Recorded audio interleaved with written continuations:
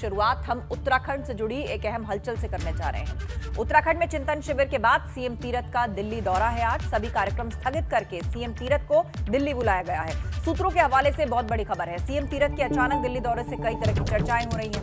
आज दोपहर 12 बजे तक दिल्ली पहुंचेंगे सीएम तीरथ रावत। कई केंद्रीय मंत्रियों से मिलेंगे उत्तराखंड के सीएम तीरथ सिंह रावत। तो चिंतन शिविर के बाद आज दिल्ली बुलाए गए हैं सीएम तीरथ सिंह रावत। अचानक ही दिल्ली दौरे पर वो जा रहे हैं और जिस तरह अचानक उनको बुलाया गया है उसके बाद से कई तरह की चर्चाएं हो रही हैं। आज दोपहर 12 बजे तक दिल्ली पहुंचेंगे, कई केंद्रीय मंत्रियों से मिलेंगे उत्तराखंड के सीएम तीरथ सिंह रावत। विनोद हमारे संवाददाता देहरादून से फोन लाइन पर जुड़ गए हैं। विनोद, बताइएगा, कई तरह के कयास और कई तरह की अटकलें तेज हैं। जी बिल्कुल, आज का देखिए 3 दिनों का कार्यक्रम उत्तराखंड के रामनगर में था। चिंतन बैठक और बड़ी बैठकें उत्तराखंड भाजपा संगठन की चल रही थी। तमाम केंद्र के नेता और बड़े पदाधिकारी यहाँ पर मौजूद थे, लेकिन अचानक अब दिल्ली दरबार में मुख्यमंत्री को बुलाया गया है, तो ये जरूर राजनीतिक गलियारों का एक चर्चा का विषय बना हुआ है। लेकिन आज मुख्यमंत्री को दिल्ली बुलाया गया है और जल्द मुख्यमंत्री देहरादून से दिल्ली के लिए। लेकिन विनोद, अब लोगों के जहन में ये सवाल है कि क्यों बुलाया गया, क्योंकि मुख्यमंत्री कुछ दिनों पहले दिल्ली आए थे, सभी केंद्रीय मंत्रियों से मुलाकात की थी, सभी से मुलाकात के बाद वापस उत्तराखंड गए थे, चिंतन बैठक हुई, लेकिन अब दिल्ली क्यों बुलाया गया?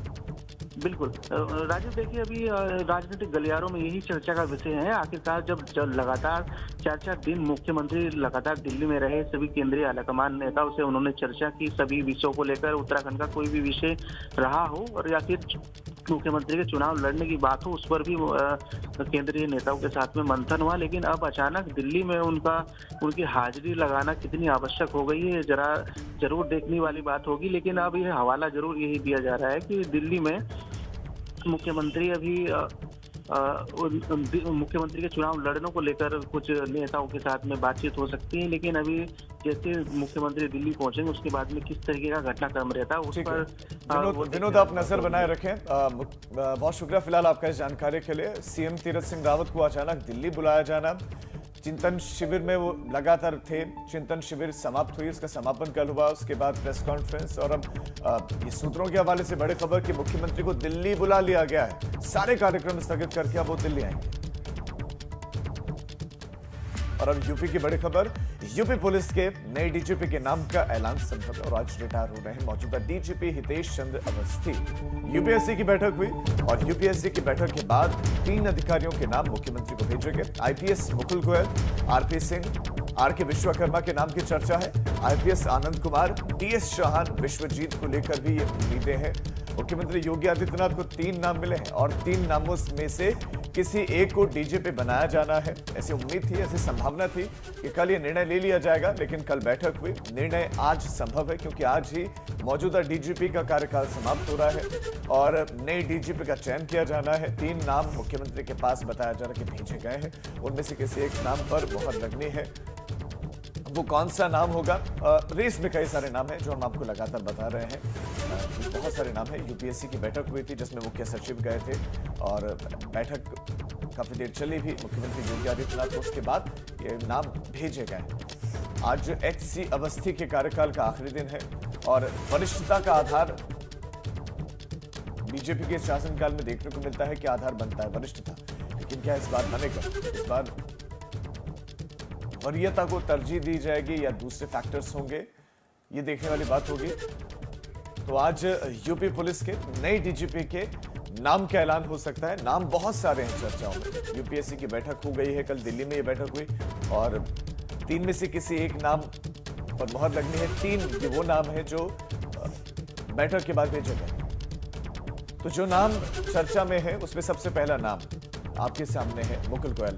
1987 बैच के अधिकारी हैं आईपीएस और अभी केंद्रीय प्रतिनियुक्ति पर ये बीएसएफ के डीजी के पद पर तैनात है।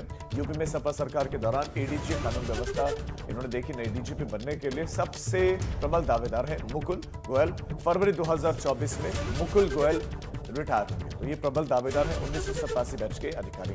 और वरिष्ठता के क्रम में नासिर कमाल का नाम सबसे आगे, ये वरिष्ठता के क्रम में सबसे आगे आईपीएस अधिकारी हैं 1986 बैच के नासिर कमाल। अभी केंद्रीय प्रतिनियुक्ति पर आईपीएस नासिर कमाल है और डीजीपी के लिए इनका नाम ज्यादा चर्चा में नहीं है, जबकि वरिष्ठता में सबसे आगे है, लेकिन नाम आगे नहीं है। इसके अलावा जो और नाम है इसमें 1987 बैच के आईपीएस अधिकारी आरपी सिंह का भी है। 2 अहम विभागों की कमांड डीजीईओडब्ल्यू और एसआईटी के डीजी के पद पर तैनात 23 अधिकारियों में इनकी गिनती होती है। बड़े घोटालों का खुलासा ये कर चुके हैं।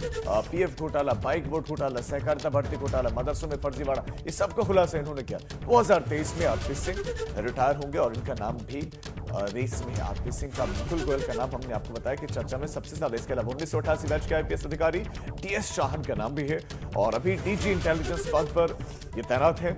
ये भी चर्चा में है। इनका नाम बीजेपी सरकार ने केंद्रीय प्रतिनियुक्ति से इनको वापस बुलाया और वरिष्ठता का आधार नहीं होने पर ये सबसे प्रबल दावेदारों में हो जाते हैं। 2023 में डीएस चौहान रिटायर हो जाएंगे।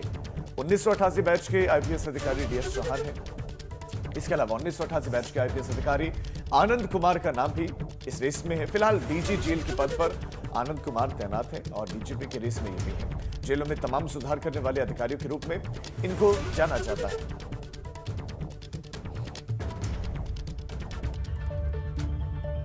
उधर आज डीजीपी एचसी अवस्थी समेत 21 पुलिस ऑफिसर्स रिटायर होने जा रहे हैं। एसटीएफ का गठन करने वाले अरुण कुमार भी आज रिटायर होंगे।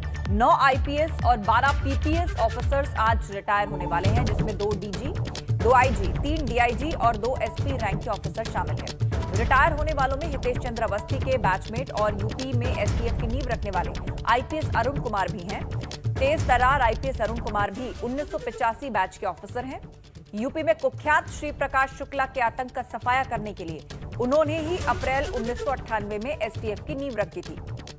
एसटीएफ ने ही सबसे पहले मोबाइल और लैंडलाइन फोन की कॉल्स का सर्विलांस कर माफियाओं के नेटवर्क को तोड़ा था। अरुण कुमार के साथ ही एसटीएफ में बेहतरीन काम करने वाले और श्री प्रकाश के एनकाउंटर में शामिल राजेश पांडे भी 30 जून को ही रिटायर होंगे। राजेश पांडे इस वक्त आईजी पुलिस हेडक्वार्टर हैं।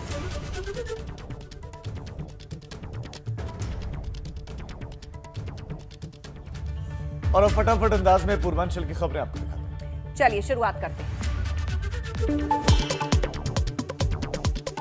वाराणसी में बीजेपी की पूनम मौर्य निर्विरोध जिला पंचायत अध्यक्ष चुनी गई है। जिला प्रशासन ने पूनम मौर्य को प्रमाण पत्र दिया। उन्होंने विकास के मुद्दे को प्राथमिकता देने की बात कही। गोरखपुर में निर्विरोध जिला पंचायत अध्यक्ष बनी साधना सिंह को जिलाधिकारी ने जीत का प्रमाण पत्र सौंपा। उन्होंने विकास को ही प्राथमिकता बताया। दूसरी बार जिला पंचायत अध्यक्ष बनी साधना यूपी के पूर्व सीएम वीर बहादुर सिंह की बहू। बलरामपुर में बीजेपी की आरती तिवारी निर्विरोध जिला पंचायत अध्यक्ष चुनी गई। जिला प्रशासन ने उन्हें प्रमाण पत्र सौंपा। बस्ती में पंचायत अध्यक्ष बने बीजेपी के संजय चौधरी ने प्रेस कॉन्फ्रेंस कर पार्टी नेतृत्व का धन्यवाद दिया और साथ ही दूसरे प्रत्याशियों पर दबाव की बात से इनकार किया।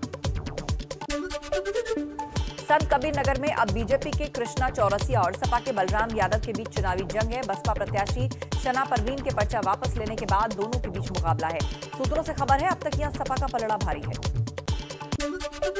भदोही में पंचायत अध्यक्ष के चुनाव में बीजेपी विधायक के भाई अनिरुद्ध का पलड़ा भारी है और बीजेपी प्रत्याशी अमित सिंह से पार्टी ने समर्थन भी वापस ले लिया है। नामांकन वापस न हो पाने की वजह से समर्थन वापस लेने का दावा किया गया है। कुशीनगर में पूर्व मंत्री ब्रह्मा शंकर त्रिपाठी ने प्रशासन पर गंभीर आरोप लगाए। उनके मुताबिक क्षेत्र पंचायत सदस्यों को जबरन छापा मारकर प्रशासन उठा रहा है। उन्होंने प्रदर्शन की चेतावनी भी दी है। मिर्जापुर में विधानसभा अध्यक्ष मां विंध्यवासिनी के धाम में पहुंचे और हृदय नारायण दीक्षित ने मां विंध्यवासिनी की पूजा की। गाजीपुर में महिला कल्याण विभाग आश्रय गृहों को बजट नहीं दे रहा, जिसकी वजह से आश्रय गृह चलाने के लिए समाज सेवी परेशान है। डीएम ने इस मामले में जल्द एक्शन लेने की बात कही। बलिया में स्वाट और पुलिस की टीम ने 20,000 रुपए के नामी अपराधी को पकड़ा है, जिस पर डकैती, लूट, चोरी समेत कई मुकदमे दर्ज हैं। इससे शीटर पर मऊ बगियात में 6 से ज्यादा केसेस दर्ज हैं।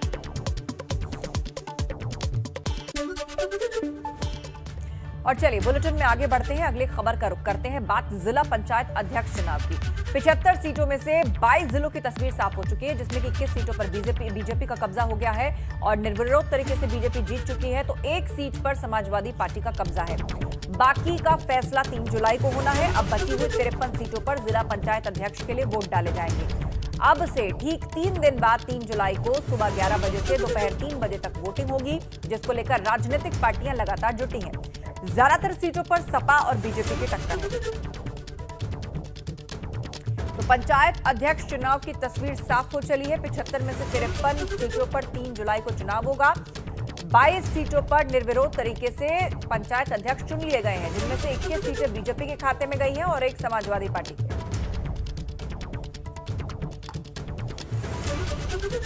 और इसी खबर पर शैलेश अरोड़ा हमारे संवाददाता हमारे साथ जुड़ गए हैं। शैलेश, अब जो तस्वीर है वो काफी हद तक बहुत सारी सीट्स पर क्लियर हो गई है और 53 सीट्स अब बची हैं जिन पर तस्वीर क्लियर होनी है।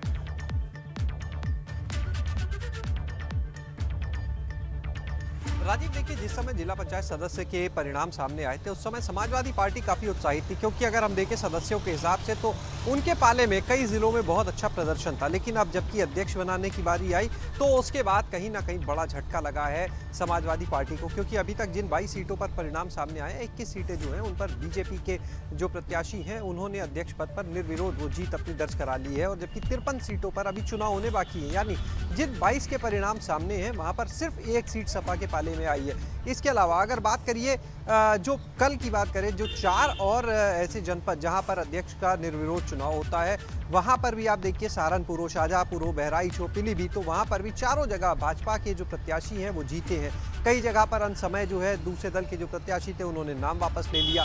तो इस तरह की जो चीजें आ रही है, कहीं ना कहीं समाजवादी पार्टी की चिंता बढ़ गई है इस समय। और अब देखना ये होगा कि जो बाकी की 53 सीटें हैं उन पर किस तरह के परिणाम आते हैं, क्योंकि भाजपा ने अपना जो लक्ष्य तय किया है वो 65 सीटों का किया हुआ है और लगातार ये टारगेट दिया गया था। पीछे जब पार्टी के राष्ट्रीय महासचिव संगठन आए BL संतोष और प्रदेश प्रभारी राधा मोहन सिंह, तब भी उनका जब पहला दौरा हुआ था यहाँ पर तो उस समय भी पंचायत चुनाव को लेकर जिक्र हुआ। इसके बाद में कई दौर की बैठक जो है वो पार्टी के जो प्रदेश अध्यक्ष हैं, जो संगठन महामंत्री हैं और मुख्यमंत्री, इनके बीच में भी हुई।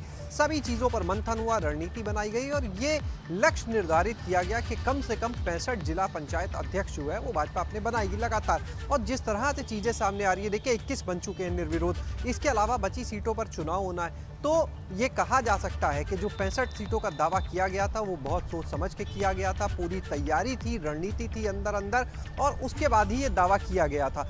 कई ऐसे जिले भी हैं, जनपद जो निर्विरोध की अगर हम बात करते हैं, जहां पर समाजवादी पार्टी जिनको लेकर लगातार ये हमलावर्ती कह रही थी कि देखिए वाराणसी की बात करिए, गोरखपुर की बात करिए, कुछ इन तरह की जो सीटें थी, जिले थे, वहां पर समाजवादी पार्टी खासे ही उत्साहित थी, क्योंकि यहाँ पर उनके सदस्यों की संख्या ज्यादा थी और लगातार कह रहे थे कि वाराणसी देखिए क्योंकि प्रधानमंत्री का संसदीय क्षेत्र है, गोरखपुर क्योंकि मुख्यमंत्री का क्षेत्र है। ऐसे में पार्टी भी इन जिलों में अच्छे प्रदर्शन से उत्साहित थी और लगातार ये कह रही थी कि देखिए यहाँ पर भी वो अपने जो लोग थे उनको नहीं बचा पाए।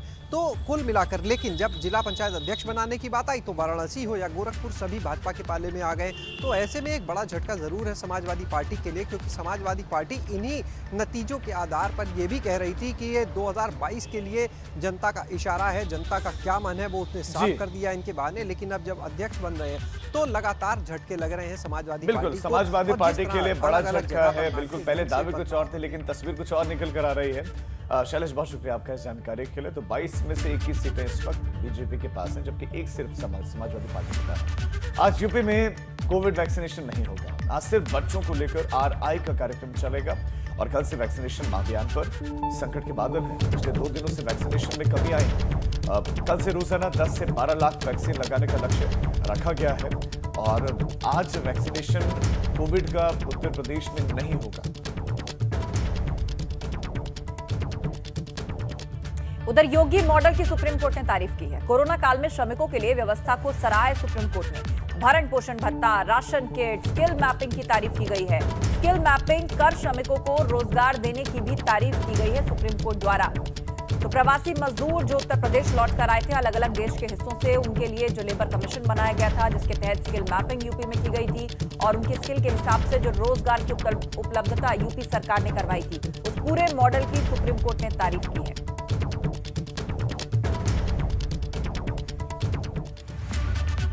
आम आदमी पार्टी के राज्यसभा सांसद संजय सिंह ने अयोध्या में कोतवाली नगर में श्री राम जन्मभूमि तीर्थ क्षेत्र ट्रस्ट के महासचिव चंपत राय, महापौर ऋषिकेश उपाध्याय समेत 9 लोगों के खिलाफ भ्रष्टाचार का मुकदमा दर्ज करवाने के लिए तैयारी की। आम आदमी पार्टी के लीगल सेल के यूपी अध्यक्ष एडवोकेट JK शुक्ला ने कोतवाली नगर में तहरीर दी।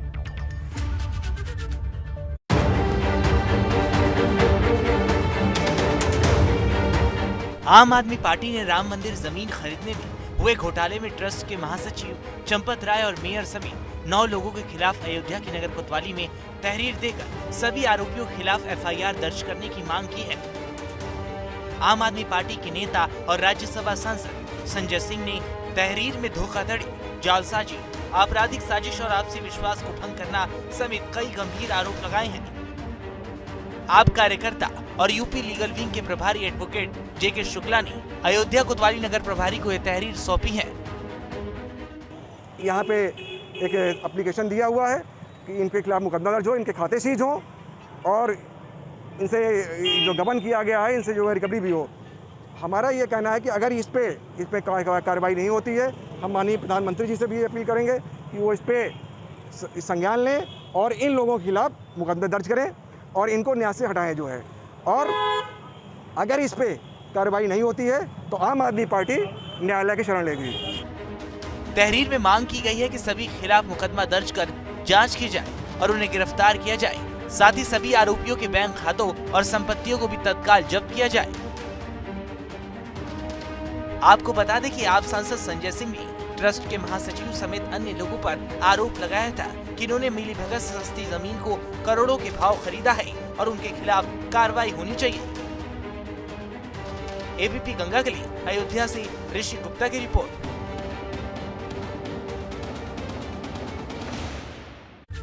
और अब खबरें अवध की सुपरफास्ट अंदाज में। चलिए फटाफट खबरें शुरू करते हैं। अयोध्या में जमीन विवाद को लेकर साधु संत 2 गुटों में बंट गए हैं। एक गुट ने सरयू किनारे हनुमान चालीसा का पाठ कर हनुमान जी को ज्ञापन सौंपा, तो दूसरे गुट ने जमीन खरीद में आरोप लगाने वाले को राम विरोधी बताया। लखनऊ के नेहरू क्रॉस चौराहे के पास बिजली के पोल में भीषण आग लगी। शॉर्ट सर्किट के चलते लगी आग से अफरा तफरी मच गई। मुश्किल से फायर ब्रिगेड ने आग पर काबू पाया। प्रयागराज में सपा MLC को पुलिस ने 40 लाख रुपए के साथ पकड़ लिया। कई धाराओं में केस दर्ज कर मुचलके के बाद MLC मान सिंह यादव को थाने से छोड़ा गया। हालांकि 40 लाख को लेकर ठोस जवाब न देने पर रकम को जब्त कर लिया गया।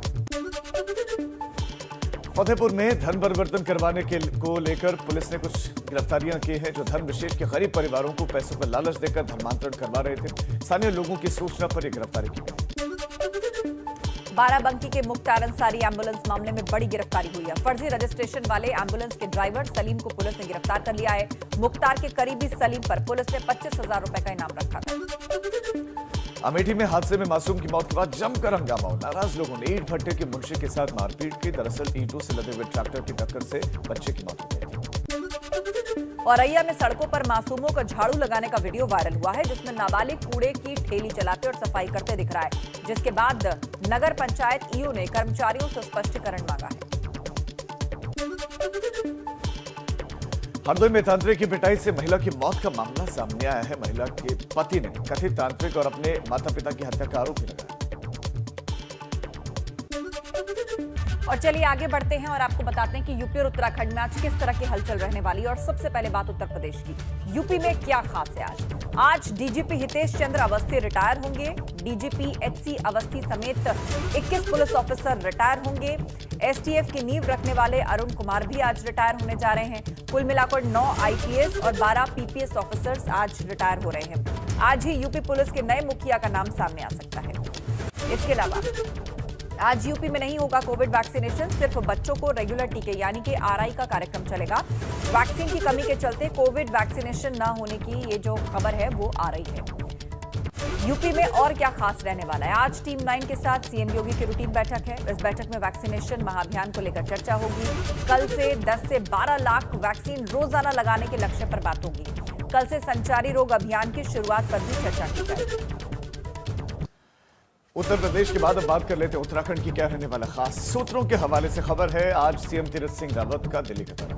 उत्तराखंड में चिंतन शिविर के बाद मुख्यमंत्री का दिल्ली का दौरा। सभी कार्यक्रम स्थगित करके मुख्यमंत्री तीरथ सिंह रावत दिल्ली जाएंगे। सूत्रों के अनुसार आज दोपहर 12 बजे तक मुख्यमंत्री दिल्ली पहुंचेंगे। कई केंद्रीय मंत्रियों से मुख्यमंत्री की मुलाकात के कार्यक्रम अभी तक